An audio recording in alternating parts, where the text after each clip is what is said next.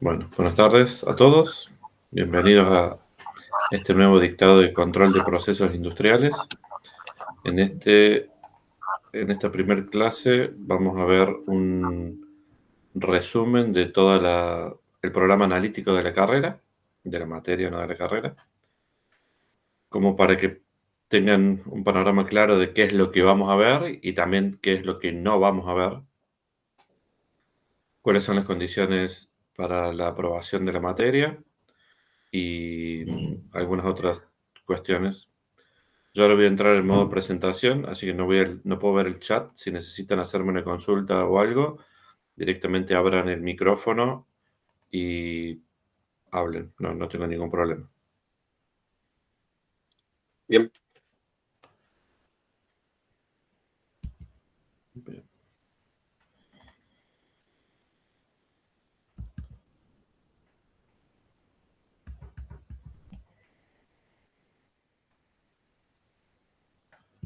Un segundo.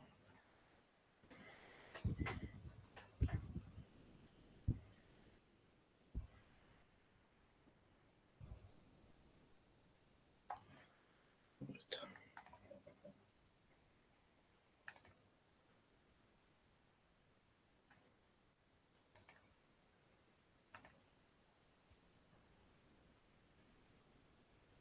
Bien.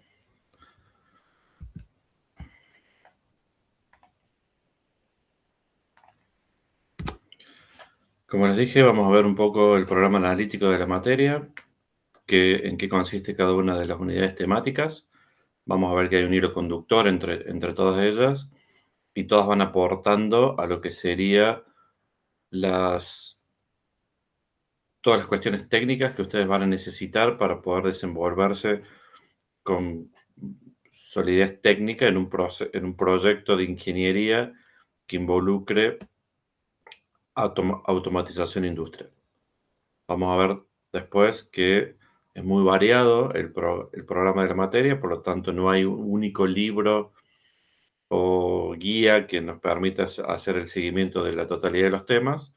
Entonces, la bibliografía va a tener un rol bastante importante en todo esto y vamos a ver que hay 3 o 4 libros que son los de cabecera para diferentes unidades y además en cada una de las unidades a su vez vamos a tener alguna lectura complementaria específica del tema que estemos tratando.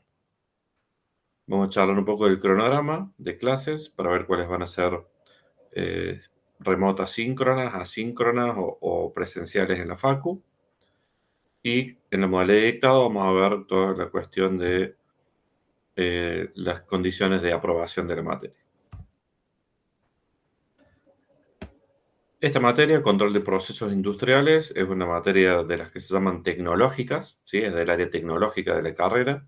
Y como toda área tecnológica, tiene un vocabulario propio que es muy importante conocer, primero para entender la bibliografía, ahora en el momento de estudio, pero después es el vocabulario técnico que van a tener que utilizar ustedes si se desempeñan en esta área de especialización. Entonces, es el vocabulario técnico de ingeniería que hace que cuando alguien defina un término o realice un gráfico, todo el mundo que lo lea entienda lo mismo, ¿sí? Entonces vamos a ver primero una pequeña introducción a por qué es importante el control automático y cómo llegamos al nivel de automatización que tenemos hoy, que es realmente muy elevado. ¿Cuáles son los componentes dentro de cada uno de estos sistemas de automatización? Vamos a ver que hay un diagrama de bloques muy simple, pero que se repite sistemáticamente en todas las soluciones y en todos los proyectos. Y vamos a entrar de lleno en las definiciones y principalmente, y esto es algo que vamos a verlo en forma transversal en todas las unidades, normalización. Esta área en particular, en esta área en particular es muy importante la normalización porque es, como dije hace un ratito, lo que va a hacer que cuando ustedes hablen todos entiendan a qué se refieren y al revés, cuando ustedes escuchen o lean o vean, puedan interpretar correctamente la información que les está llegando. vamos a ver que hay una entidad que es la ISA, International Society of Automation, que es específicamente un organismo sin fines de lucro que tiene presencia a nivel global y cuya principal función es desarrollar normativas específicas para el área de control industrial, ¿sí? Es el principal ente de normalización industrial. Vamos a ver que el mundo tiene diferentes organismos, de hecho el organismo europeo, ISA es norteamericano, el organismo europeo es el IEC, y vamos a ver que con el tema de la globalización, muchas de las normativas que eran diferentes en Norteamérica, en Europa o en Asia, ahora están convergiendo hacia normativas comunes, lo que facilita muchísimo el trabajo de ingeniería multicultural, digamos, ¿sí? Donde en un mismo proyecto pueden confluir ingenieros de diferentes continentes que no van a tener que aprender de nuevo los fundamentos básicos o la normalización específica, justamente por esta convergencia normativa a nivel mundial. Y vamos a cerrar esta primera unidad con un tema que es documentación en proyectos de instrumentación y control. Este tema, hace poco que lo agregué al programa de la materia, porque justamente interactuando con otros grupos de ingeniería y con ingenieros recién recibidos, se nota que no manejan el vocabulario técnico específico respecto a la documentación, ¿sí? Que es una ingeniería básica, que es una ingeniería conceptual, que es una ingeniería de detalle constructiva, que es un entregable, cuáles son los entregables que hay dentro de cada una de esas ingenierías. Es un área que requiere en algún momento haberlo leído como para tener el panorama completo en la cabeza y después resulta muy simple seguirlo dentro de un proyecto. Una vez que salimos de esta primera unidad, que es la de introducción, ya entramos de lleno en lo que sería el control, ¿sí? Y vamos a ver que el resto del programa está dividido como si fueran en tres etapas. La primera, los principios de control, ¿sí? La segunda, los controladores. Y la tercera, los periféricos a los controladores, ¿sí? Esos periféricos, vamos a ver que pueden ser los sensores, las interfaces hombre-máquina, las redes industriales que vinculan todos los componentes dentro del sistema, pero básicamente vamos a ver esos tres grandes grupos. En los principios de control, que es la unidad 2, vamos a hablar sobre lo que sería la ¿a qué nos referimos cuando hablamos de control o control satisfactorio? O sea, cuando sabemos que el proceso responde adecuadamente, ¿sí? Ahí vamos a ver estos modos de control, los típicos clásicos proporcional, proporcional integral, proporcional integral derivativo, pero aplicado a procesos industriales. Vamos a ver cómo seleccionar el controlador más adecuado para un proceso y para una respuesta buscada en ese proceso. Y vamos a ver eh, el proceso de sintonización, es decir, ese proceso en particular con ese controlador en particular, cómo hacer que responda de la forma en que nosotros pretendemos o el diseñador del proceso pretende. La unidad 3 es una unidad muy importante dentro de la materia. De hecho, lo ideal es que cursen la materia de transductores y sensores, porque ahí ven durante todo un cuatrimestre la instrumentación. No hay forma de ver todo de nuevo en esta materia, pero sí hacemos un resumen bastante completo de las principales variables físicas que aparecen en los procesos industriales: temperatura, nivel, presión y caudal. Y También hacemos un apartado especial para lo que son los sistemas instrumentados de seguridad. O sea, vamos a ver cuando lleguemos a esta unidad a qué nos referimos, pero tiene que ver no con el control asociado a el funcionamiento del proceso, sino con el control asociado al manejo de fallas dentro del proceso.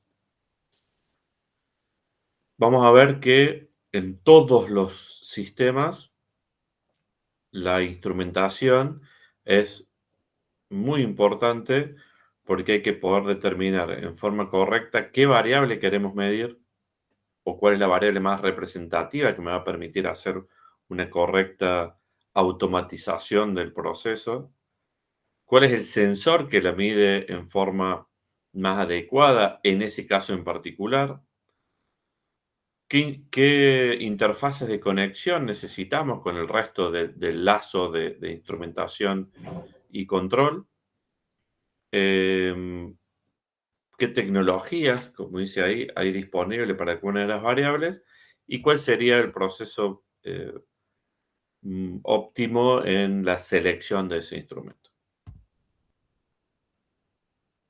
El otro componente importante del sistema de control es lo que se llama el elemento final de control, ¿sí? El sensor es aquel que interactúa con el proceso realizando la medición y la transformación de esa variable en una señal eléctrica que la puede interpretar el controlador.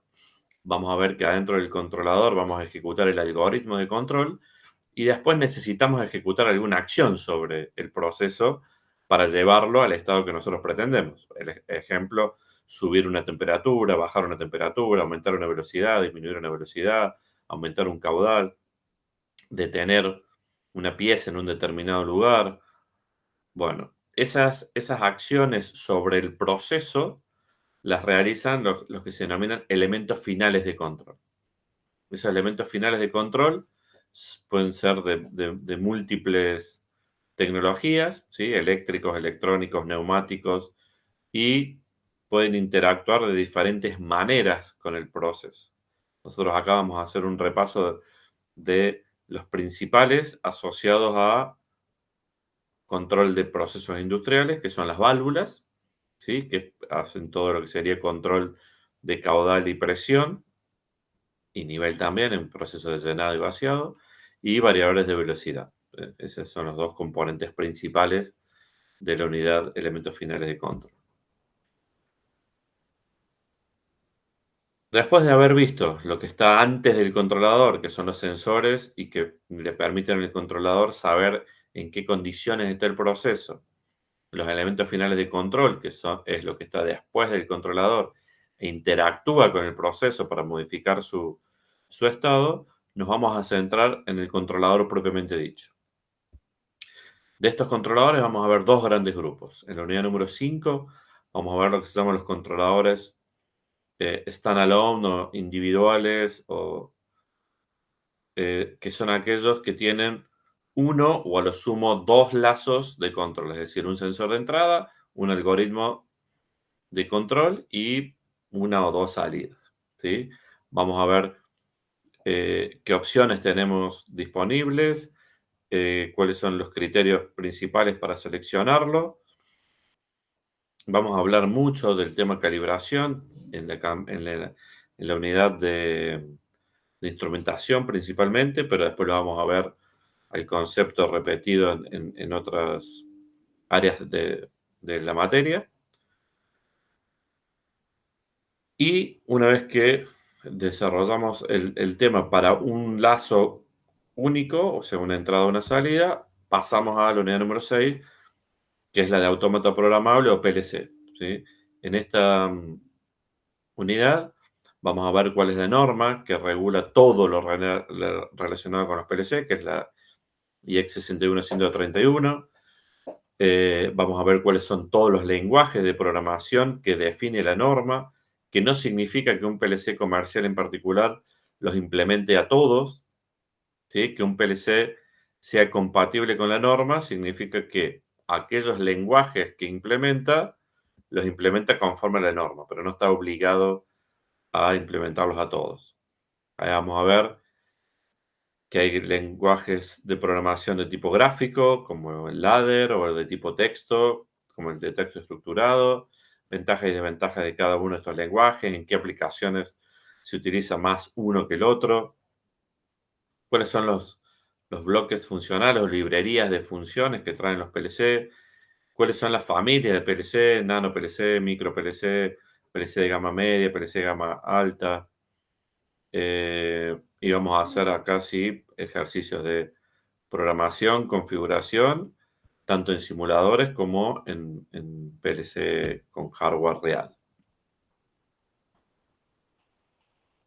Cuando llegamos a casa tenemos la mitad de la materia o un poquito más y tenemos los tres grandes componentes del hardware de un sistema de control, que son justamente los sensores, el controlador y los actuadores o elementos finales de control, ¿sí?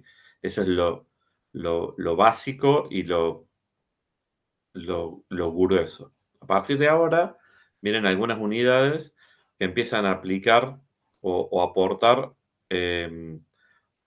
mayores eh, funcionalidades o algún tipo de mejora tecnológica por estar en un ambiente industrial. La unidad número 7 se refiere a procesamiento de señales industriales, ¿sí? Principalmente filtros, adaptación de funciones, acondicionamiento, pero en ambientes industriales, ¿sí? Tiene que ser robusto, tiene que tener un alto rechazo a las interferencias electromagnéticas, tiene que ser robusto mecánicamente y además tiene que cumplir la función de adaptación electrónica, linealización o lo que realmente necesitemos. Vamos a ver cuáles son las principales herramientas para repeler las interferencias, los ruidos, qué precauciones tenemos que tener en los cableados de tipo industrial, cómo conectar un blindaje. Todo eso es procesamiento de esas señales industriales. La unidad número 8 lo que hace es darnos una nueva forma de conectar estos componentes que vinimos desarrollando hasta ahora, ¿sí? La, la electrónica tradicional, antes de que existieran las redes, eran las señales analógicas en tensión o en corriente, ¿sí? Típicamente 4 a 20 miliamperes o 0 a 5 o 0 a 10 voltios para todo lo que es analógico y señales de 24 voltios para 0 y 1 en entradas y salidas digitales, ¿sí? Esos son los niveles de tensión típicos en la industria, no 5 voltios por ahí o 12 voltios como solemos manejar en otras actividades o en los prácticos en la facultad, ¿sí? Los niveles de tensión industrial son esos, 24 voltios, 420 miliamperes, 0,10 voltios para las analógicas. Durante muchísimos años, esas señales analógicas fueron el estándar a nivel mundial en conexionado tanto de sensores con los controladores como los controladores con los elementos finales de control. A medida que la tecnología fue evolucionando y las redes de computadoras mostraron toda su potencialidad en los ambientes de oficina, se quiso extrapolar eso a los ambientes industriales. Lo primero que pasó fue que las redes de oficina fracasaron tratando de hacerlas funcionar en ambientes industriales porque justamente son ambientes completamente diferentes, con lo cual las prestaciones que uno necesita también son diferentes. Pero ahí empezó el desarrollo de redes específicas para funcionamiento en ambientes industriales. Y eso es lo que vamos a ver acá. Después de muchísimos años de desarrollo, esto viene de la década del 90, hay un estándar, la serie IEC 61784, que define todas las redes que están certificadas para funcionar en ambientes industriales, qué característica tiene cada una de esas redes. Vamos a ver antes de ver estas redes en particular, cómo podemos modelar una red, que son los niveles ISO-OSI, para que después podamos comparar diferentes redes y entender las ventajas y desventajas de cada una o qué tratan de solucionar o a qué aplicación específica dentro de la industria apuntan y por eso tienen aplicaciones o ventajas competitivas, como por ejemplo para conectar robots entre sí o máquinas de soldadura o líneas de montaje en la industria automotriz, ¿sí? Para esas diferentes aplicaciones hay diferentes redes. En esta unidad también agregamos hace poco el tema de ciberseguridad, ¿sí? Mientras las redes eran solo locales, conectando los dispositivos de la planta o de la fábrica entre sí, sensores, controladores, elementos finales de control, interfaces de operador, no había ningún problema. Cuando empezamos a conectar esas redes industriales con las redes corporativas y ni hablar con el Internet, empezaron a aparecer serios problemas de seguridad y hay una disciplina específica que se dedica a prevenir y después de prevenir a recuperar la red en caso de ataque, que es la ciberseguridad.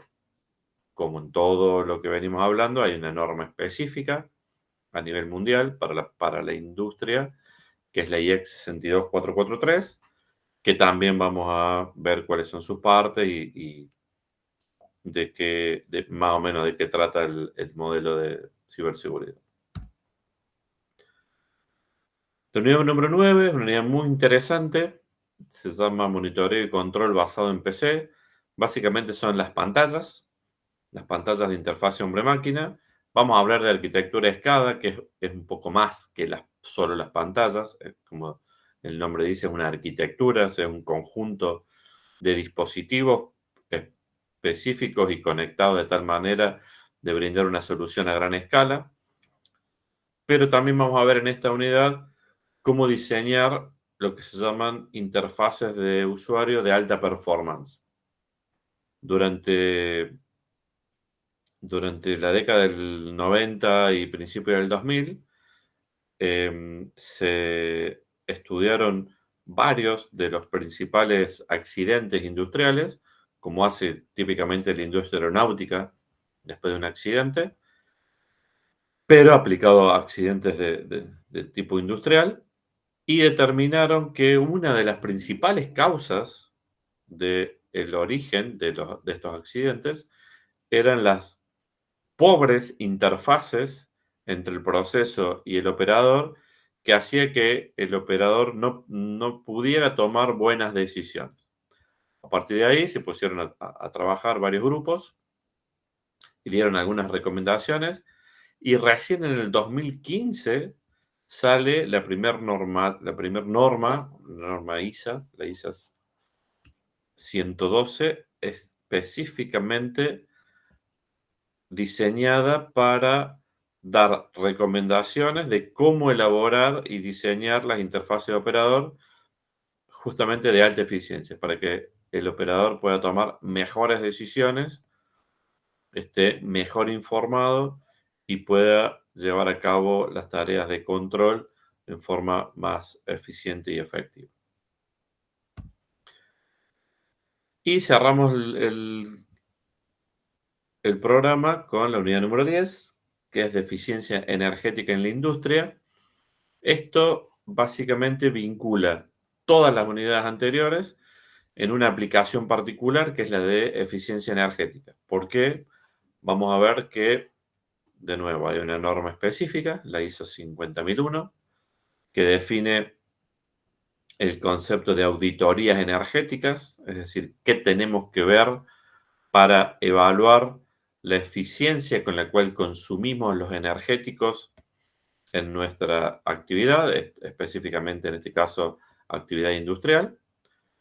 ¿Cuáles son los principales energéticos en los cuales nos vamos a centrar? Que son los sistemas de agua, por ejemplo, agua de enfriamiento, aire comprimido, gases, electricidad y vapor.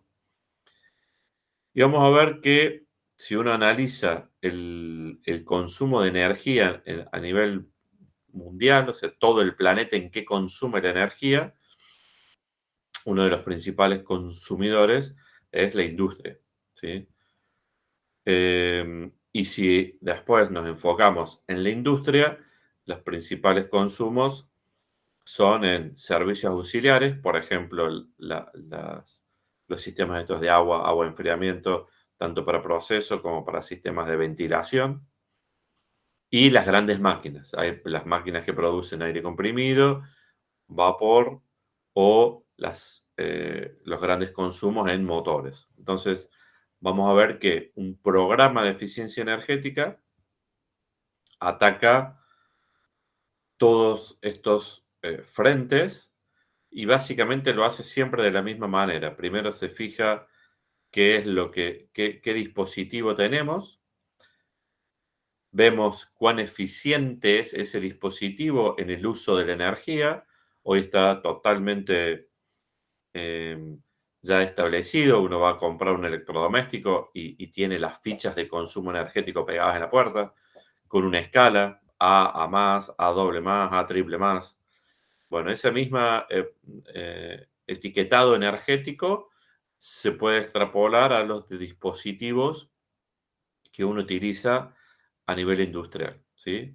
Entonces, lo primero que uno establece en un plan de eficiencia energética es el estudio de qué tiene, qué dispositivos tiene y cuán eficientes son en estas escalas, pero después, vamos a ver también cuando veamos esta unidad, eso no es suficiente. No es suficiente tener dispositivos eficientes energéticamente. ¿Por qué?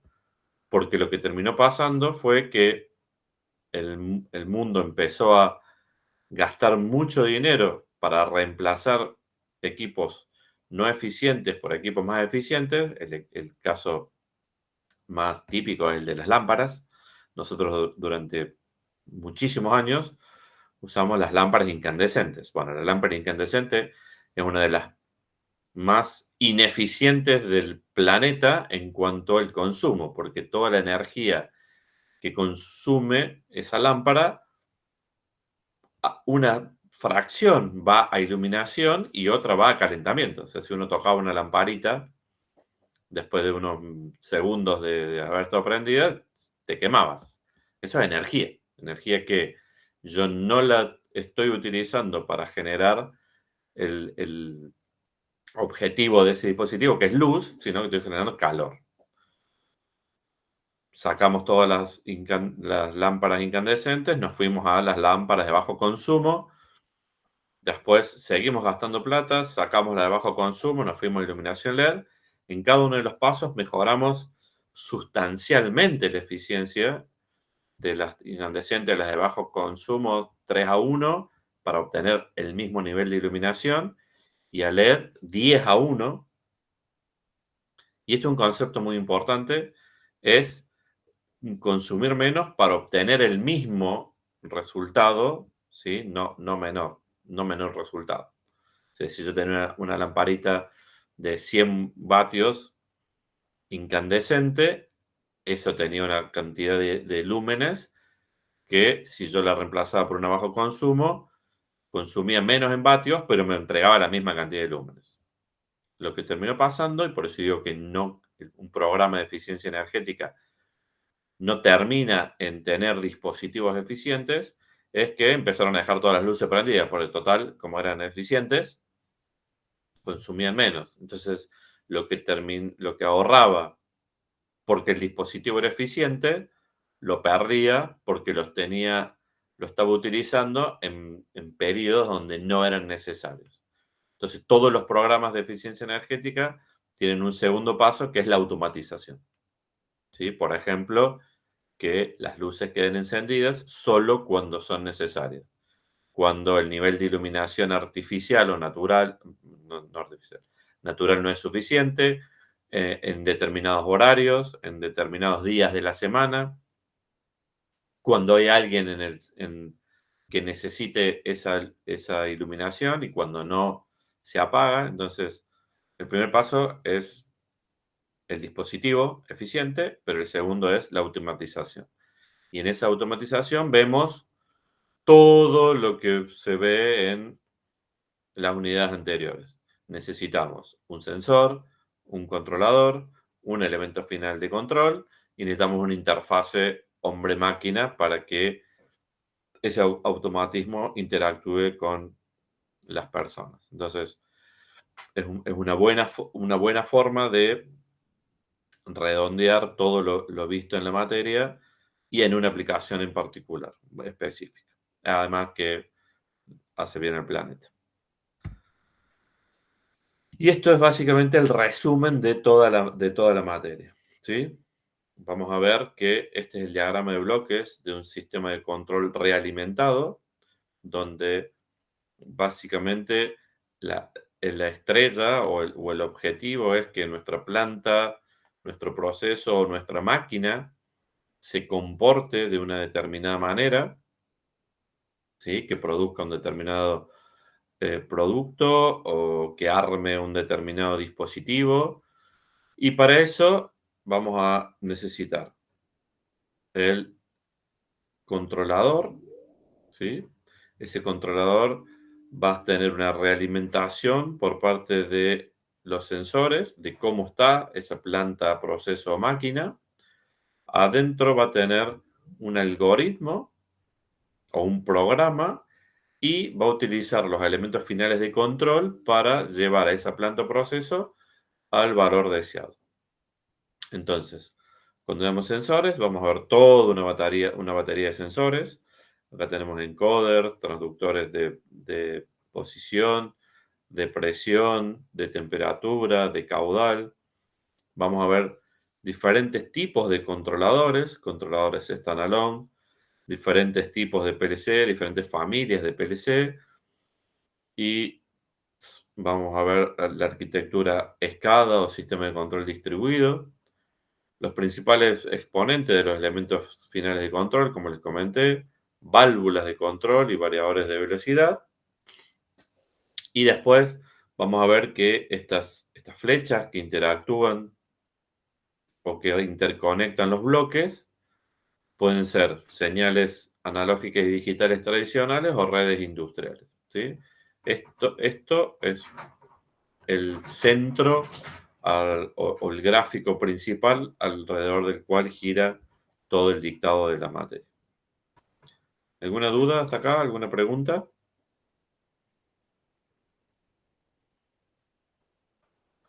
Bien, sigamos. Como vieron, el programa, si bien tiene 10 unidades, cada una termina siendo una especialidad en sí mismo, ¿no? A nivel industrial, por ejemplo, el instrumentista en una fábrica solamente haces eso, instrumentación, ¿sí? Es una disciplina, hay certificaciones internacionales para ser instrumentista, ni hablar de redes industriales, ciberseguridad, cada una de esas es una especialidad. Nosotros no vamos a ver cada uno de esos temas con ese nivel de profundidad, porque necesitaríamos 5 años, no 5 meses. Entonces, lo que vamos a hacer es usar eh, esta bibliografía que da un panorama bastante profundo, pero no tanto como para que no podamos manejar. Estos libros están todos en PDF, en el aula virtual de la materia. Básicamente, en cada unidad, yo les voy diciendo de cuál de estos libros tienen que hacer la lectura, ¿sí? Uno de los más interesantes es este libro, el primero de todos, Guía de Automatización. Body of Knowledge es un tipo de libro, existe para diferentes aplicaciones, por ejemplo, para gestión de proyectos existe el Project Management Body of Knowledge.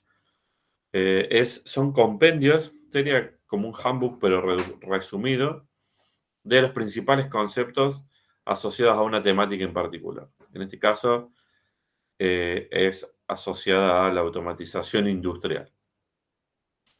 Em, Este segundo libro se refiere a diseño de sistemas de instrumentación y control. Está muy, muy bueno, muy bien encarado, porque tiene una visión muy global de la disciplina y va integrando todos los temas, porque el otro riesgo es ese, ¿no? Si yo leo un libro solo de instrumentación, no tiene esa vinculación con los controladores y con los elementos finales de control y con las redes y con las interfaces hombre-máquina que pretendemos para obtener una solución integral. El libro de instrumentación se dedica solo a la instrumentación. Bueno, este libro en particular lo que hace es integrar todo en lo que sería en la fase de diseño de una solución. Está muy interesante. Este handbook, el de Considine, es la Biblia de instrumentación y control. Tiene todas las unidades temáticas del programa de la materia y algunas más. Entonces siempre es una guía o una referencia como para leerla y hojearla cuando estamos trabajando sobre un tema. Perdón. Y la primera unidad, que es en realidad la segunda, no la introducción, sino la de principios de control, está sacada principalmente de este libro de Smith y Corripio, Control Automático de Procesos, y ahí habla de los controladores, los algoritmos de control, la sintonización, muy interesante. Todos estos libros, como les dije, están en formato digital en el aula virtual, y además en cada una de las unidades hay asociada una bibliografía específica, que puede ser un paper, puede ser un reporte o una norma que tengan que leer. Por ejemplo, en el capítulo, en la unidad 1, está la norma ISAS 5.1, que es la asociada a todo lo que es diagramas de instrumentación y control. Bien, ¿cuáles son los días y horarios de cursado? Esta materia tiene 2 días de cursado a la semana, que son los martes y los jueves. Principalmente está pensado para los martes, todos los martes tener clases teóricas. Esas clases teóricas pueden ser, como les dije, síncronas vía Meet, o asíncronas, es decir, queda la grabación de la clase para que la vean en el momento que quieran. Y los jueves están pensados principalmente para el desarrollo de las clases prácticas. Vamos a ver ahora en la transparencia que sigue el cronograma. Los prácticos son jueves de por medio, y el otro, el jueves que no hay clase práctica, sí hay clase teórica de la misma modalidad que el martes. Virtual, síncrona o asíncrona, dependiendo del tema. ¿Sí? Y el horario es de 7:15 a 22:30, dependiendo de si hacemos recreo o no hacemos recreo. Eso lo vamos manejando en función de cómo sea el tema y cómo estén ustedes. Y este es el cronograma. Toda esta información está en el aula virtual. Básicamente tenemos el día del calendario, el número de clase, la unidad temática a la cual hacemos referencia. Y como verán, los martes son solo días de teórico, y los jueves de por medio, tenemos los prácticos. Son 7 prácticos a lo largo de todo el dictado, y un trabajo final que se expone en las últimas 2 clases, la última semana del cuatrimestre. Bien, ¿qué tenemos que hacer para aprobar la materia? Básicamente los prácticos y el proyecto integrador, que se presenta ahora en forma oral el último día de clase. En algunos años tomaba algunos exámenes de tipo múltiple opción cuando apareció el aula virtual. Ya en principio eran en papel, pero ahora con la presentación de los prácticos y del práctico integrador es suficiente. Y la nota final es el promedio ponderado con un 50% de aporte de cada uno de los trabajos prácticos y del proyecto. Bien, y eso es lo que tenía para comentarles. Ahora pasamos a charlar. Bien, se sumió Sergio. Hola Sergio, ¿cómo te va? ¿Qué tal? Buenas noches, profe, ¿cómo le va? Muy bien, buenas noches. Excelente. Me alegro Bien, mucho. bien, en mi Bueno, caso particular, disculpe, ¿cómo? sí, te escucho. Ah, en mi caso particular, si bien no tengo regularizada sistema de control 2, Sí, el contenido de la materia y la materia de por sí me gustó, me llamó la atención y, bien. y bueno, quisiera saber si existe la posibilidad de, de poder cursarla o de alguna manera participar en la materia. Sí, eso no lo puse y ahora que me lo mencionas, mala mía. Sí, la cátedra tiene la opción de alumno condicional, o sea, podés cursarla, podés rendirla, podés aprobarla y te guardamos la nota durante un año y medio o 3 turnos de exámenes completos para que apruebes la correlativa y cuando apruebas la correlativa Bien, te inscribís en un turno de examen y te pasamos la nota, no hay ningún tipo de problema. excelente, Y excelente. tampoco hay un problema en seguir la materia si te falta la correlativa. En realidad las correlativas, eh, en otros casos sí, ¿no? Por ejemplo, las físicas o los análisis, si no tenés la anterior, te cuesta seguir la materia siguiente, pero en este caso no vas a tener ningún tipo de problema en seguir la Correcto, materia. perfecto. Excelente. Y en cuanto a la inscripción al aula virtual, Sí. Después de esta clase, en función de si van a seguir o no, yo les mando un mail. En ese mail, eh, ustedes me dicen con qué correo están dados de alta en el aula virtual de la facultad y yo los matriculo. perfecto, Así que perfecto, es bastante simple. En excelente. principio, los 4 van a continuar con el cursado. Sí, en principio sí, si bien tengo también Bien. otras materias que se superponen, pero eh, sí, Las sí, la clases, idea es sí, sí. las clases quedan todas grabadas y no hay un requisito de presencialidad, porque ahora ya no tiene sentido. O sea, si la clase la ves el sábado, no me importa. Mientras la veas. Correcto. Bien, Esa es la bien, ventaja de las clases vía Meet. sí, perfecto. Bien, Bueno, yo por mi parte a mí me gustaría avanzar con la materia. bien, Eh, Me parece que tiene temas que son bastante interesantes. A mí me interesan. Hice una pasantía en instrumentación y control. bien. Entonces sentía que me faltaba teoría. Y me Esto. parece que, Te faltaba sí, esto. exactamente, que me faltaba esto. Así que me Tal parece que cual. va a ser un buen complemento. Bien, eh, y nada, estoy motivado para seguir con la materia y aprender.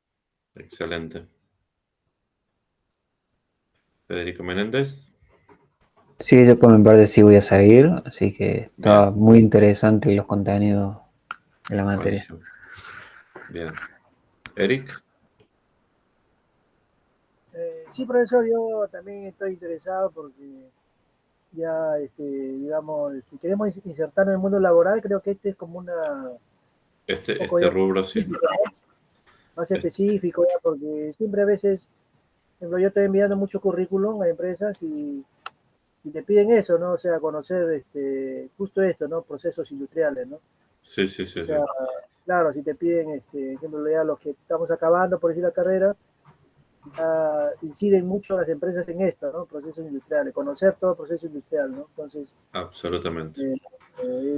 para mí es importante, ¿no? Entonces voy a esforzarme en Bien. terminar el curso, ¿no? Excelente. Bueno, lo que yo voy a hacer ahora entonces es matricularlos en el aula virtual y ustedes ahí ingresan.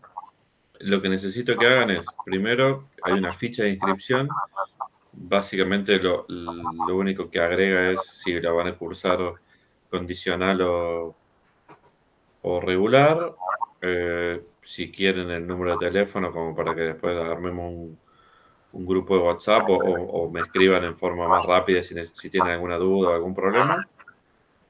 Y ahí van a tener en la parte de generalidades el link para las clases virtuales, es siempre el mismo, no cambia de clase a clase, siempre es el mismo. Tienen el cronograma, tienen la bibliografía general y tienen dos documentos que son dos reportes. Uno se llama La Fábrica del Futuro, que es un documento que ya tiene unos 4 o 5 años, que lo escribió el área de marketing de IEC, justamente describiendo hacia dónde creían ellos que iba a ir la industria.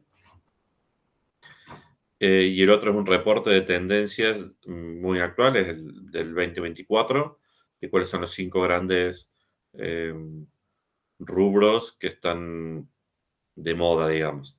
Ese reporte tiene una frecuencia anual y todos los años hace un análisis de cuáles son las tendencias. Así que son dos documentos que está bueno que los lean. Está bueno que los lean antes del cursado, o sea, entre esta semana y la que viene.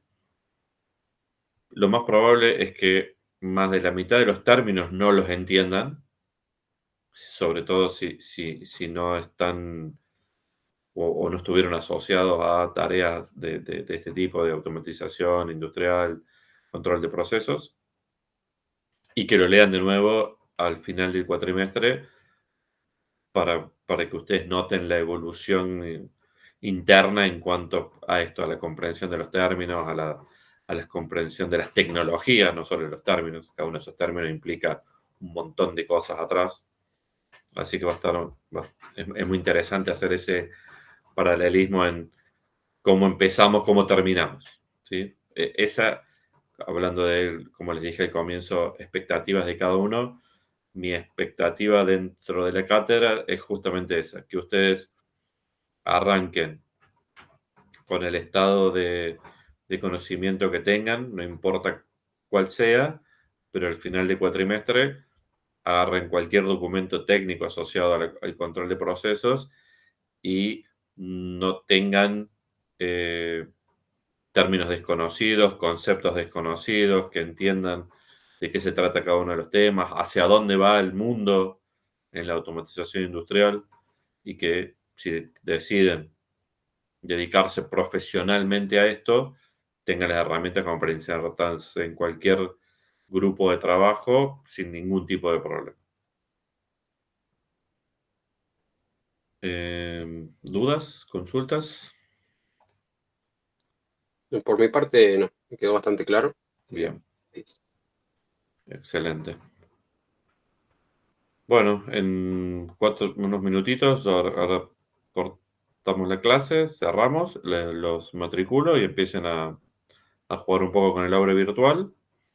Les voy a avisar el jueves.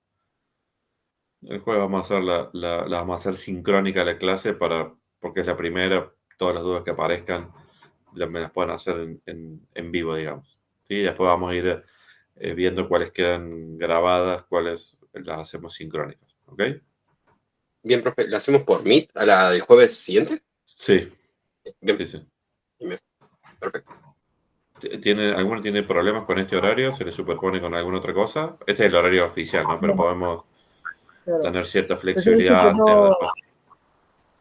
No entendí bien, o sea, el jueves todavía va a ser virtual. Sí, remoto. Bueno, Sí. Remoto, claro. Está bien, está bien. ¿Ok? No, yo no tengo ningún problema, sí, porque yo, digamos, trabajo en el día, en la noche ya me queda tiempo para... Perfecto. Creo que está concebido así, ¿no? El curso también. Sí, exactamente. Sí, por eso siempre se dictó en este horario de turno-noche, porque la mayoría cuando llega etapa de la carrera está trabajando con algo que dificulta otros horarios. Así que sí. Bueno, eso no- ha sido un gusto. Espero que sigan todo el cuatrimestre y que les resulte entretenido y de utilidad lo que vayamos viendo. Perfecto, profe. Nos vemos el jueves. Bueno, Mucho gusto, Sincrónico. Muy buenas noches para todos. Igualmente nos vemos. Excelente, profe.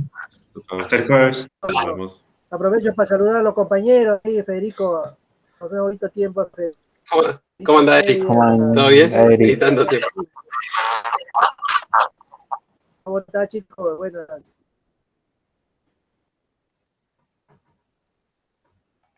Yo ya pensé que ya te había recibido. Que yo estaba fuera de la facultad. todavía nos vemos para fin de mes, nos dicho.